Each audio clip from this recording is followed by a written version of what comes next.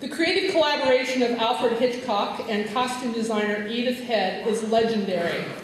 They collaborated on 11 films from 1946 to 1976, including Rear Window and To Catch a Thief with Grace Kelly, Vertigo with Kim Novak, and The Birds in 1963 and Marnie in 1964, starring our guest Tippi Hedren.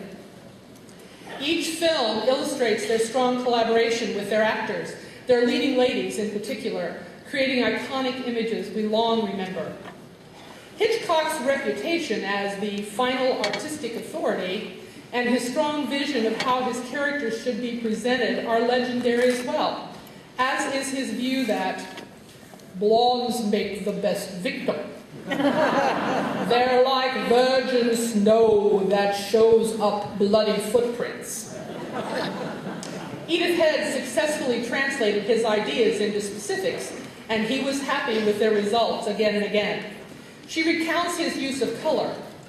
Unless there is a strong reason for color, we keep the color muted because Hitch believes they can detract from an important action scene.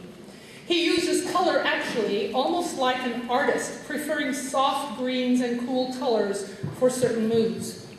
He needed the audience to listen carefully without distraction. If dialogue is the melody of the movie, color provides the harmony. I would just ask all of you who saw Nebraska last night in black and white to consider this as also a description of our experience.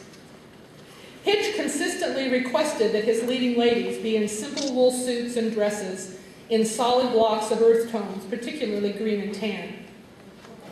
In our film tonight, Miss Hedren is the focus from the top. The film belongs to her.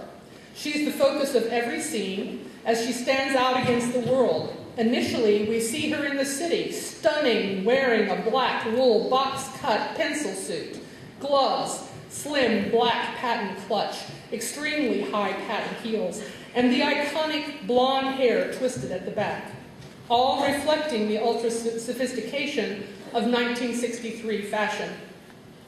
We know immediately that she is wealthy, sophisticated, a woman to be dealt with. Quickly, the background shifts to the visual audio cacophony of the bird shop and its frowsy, confounded shopkeeper.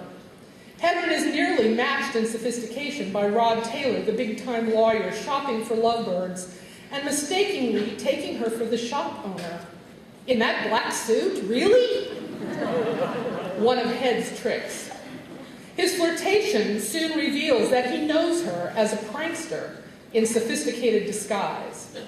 She just may have met her match and sets out to surprise him. Once en route to deliver that surprise, her look softens from the stark black to the soft green wool jacket dress, lower brown lizard heels, matching bag with handle, brown gloves, and full-length knit coat. And oh yes, the blonde twist intact. These colors now blend with the world.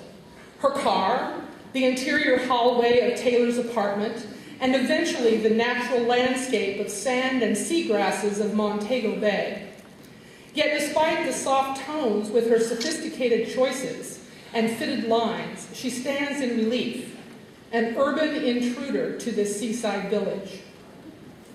The workers of this bay town appear in uniform. All members of the community are dressed in functional, serviceable clothes, in sharp contrast to how she is dressed. As the Hitchcock horrors progress, these city clothes become a physical manifestation of the extreme absurdity of the stress that she is expected to endure. The restrictions of these clothes reinforce her being out of place from her first foray down the ladder into the rowboat, to running frantically from the relentless birds to the climactic scene. The physical and emotional wear and tear on this character and her clothing adds to our own personal fear of being caught unaware, innocently in danger, a constant theme in Hitchcock's films. So as you watch tonight, notice these and other ways the clothes articulate the details of character relationship, and their relationship to the special world. But most of all, enjoy. Alfred Hitchcock's The Birds with Tippi Hedren, presented by Signature and Hollywood Costume of Virginia Museum of Fine Arts, supported by the Daily Progress, and followed by a discussion with Ms. Hedren. Enjoy.